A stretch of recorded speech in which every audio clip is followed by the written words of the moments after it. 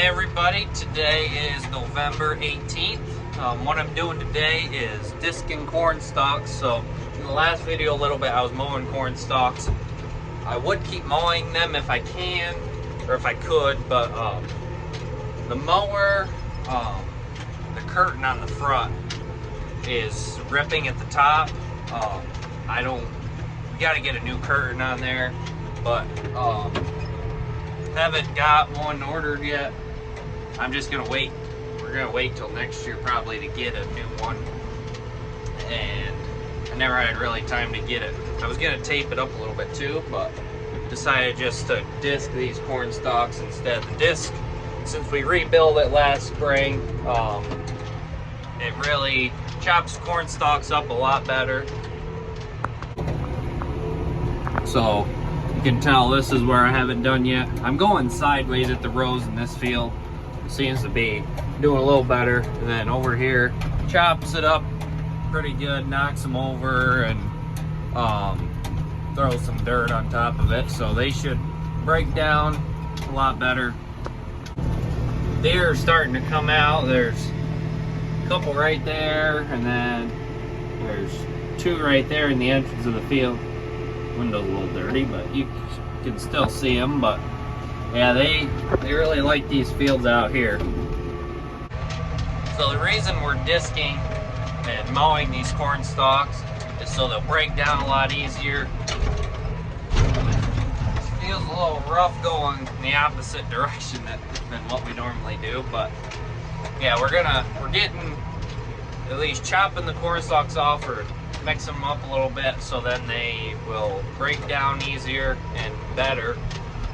Then the following year when you're planting corn or soybeans, whatever, back into the corn stalks, it's a lot easier to plant. There's less residue to go through, and there's fertilizer value in those corn stalks. So then you're putting the nutrients right back into the soil that was left in the corn stalks. So this is pretty much the last of the field work to do for the year. We don't really have anything else.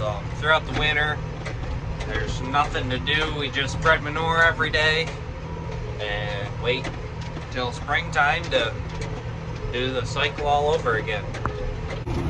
So at the end of the field here, right in this area, we have a ditch that separates the two fields. This field, we get to it, enter it from the back of our barn and house field roads, and then that field over there we enter in by that garage over there from the main road. So that field over there was soybeans this year. You can tell in this area here there's a lot of weeds. So this year our weed control on the soybeans in the early season and like late season, I guess, when the soybeans were getting the pods, and around August time, weeds were pretty good, but then they started to come in really thick. Main one we had coming in was foxtail. So the issue with that was it didn't really affect the yield at all. It was just it was hard to combine the soybeans because some of the weeds, other than foxtail, they can be pretty thick and hard to get through with the combine. And you don't want them in the field, obviously, but it just made the job a lot harder. So that's something in the future we're going to keep working on, is getting our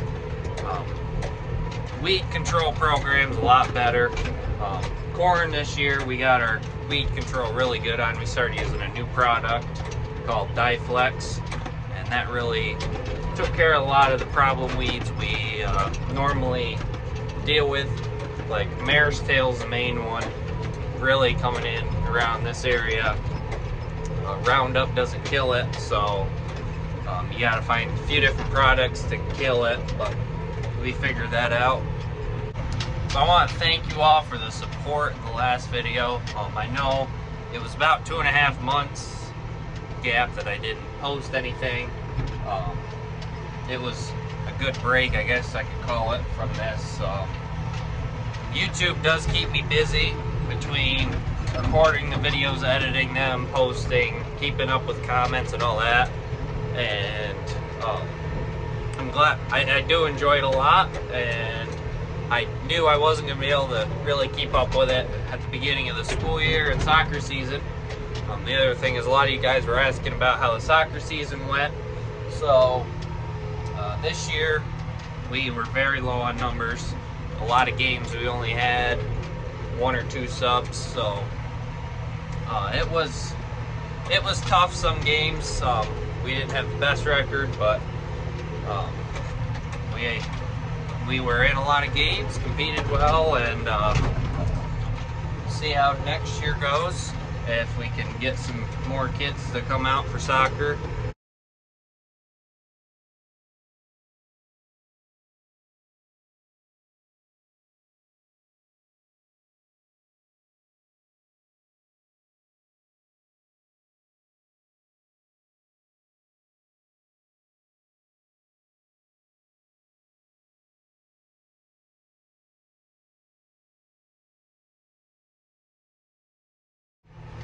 I wish I was around a little more this fall for harvest. I would have got you guys some more video of that, but chopping was all done when I was at school during the day and soccer. We only chopped about 15 loads worth of corn, just this little hill piece over here, that hill field there, and the field right behind it. So we only did about 10 or 12 acres of corn chopping, putting in the silo, combine all the rest. A lot of that was also done either at nights when I had things going on, or during the day. Combining was a lot quicker this year than it was last year, it seemed like. And same with the soybeans. A lot of those were done during the day. Soybeans are more, or I guess harder to combine, because you gotta let them, they can get moisture overnight with the dew and moisture, humidity in the nighttime. So you gotta wait until soybeans are dry enough, and they're easier to combine once they're drier too. Yeah, harvest went very smoothly. Nothing too major happened, I guess. And getting ready for next year, getting seed, looking at seed varieties for next year, what fields we're gonna put everything in, things like that. So a lot of you guys in the last video did, you heard me talk about the maple syrup. A lot of you guys purchased that. You can find the link to our farm's maple syrup in the description. I try and package them whenever I get the orders. It's typically within the next day or two I get them packaged. Some nights it's hard to get all the orders around, but I get them packaged up, bring them down to the post office, and then it's within a couple days they get delivered normally. So if you were looking for maple syrup for Christmas time, Christmas gifts, anything like that, take a look in the description. In the winter time too, once I have a little more time, I am able to make more products like maple candy. What else? Eventually we're gonna start making maple cream, and maple sugar I make too sometimes. So we don't have that all the time. When we do, I normally post it on our Facebook page. That's Crossroads Maple. So you can find us on there for any updates and anything that's going on the maple farm.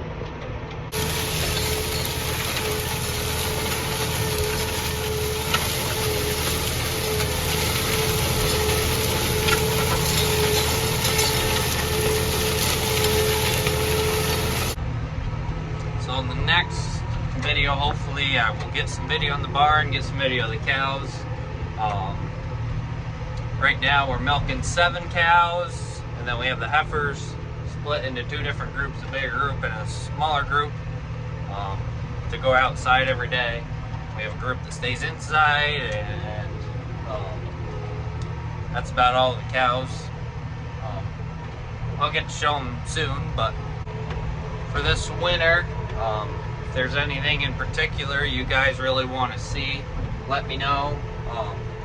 We are starting to work on a pretty big project that I can't share too many details with right now, but I know a lot of you guys are gonna probably enjoy it and think it's pretty cool what we're doing. So stay tuned for more details on that. So that's all I'm gonna have for the video today. Next few videos should be less field work, more in the barn, kind of. Eventually we're gonna start preparing for next year's syrup season, probably. But yeah, we don't have too much more going on this winter, but yeah, that'll be all. So thanks for watching, and we'll see you in the next one.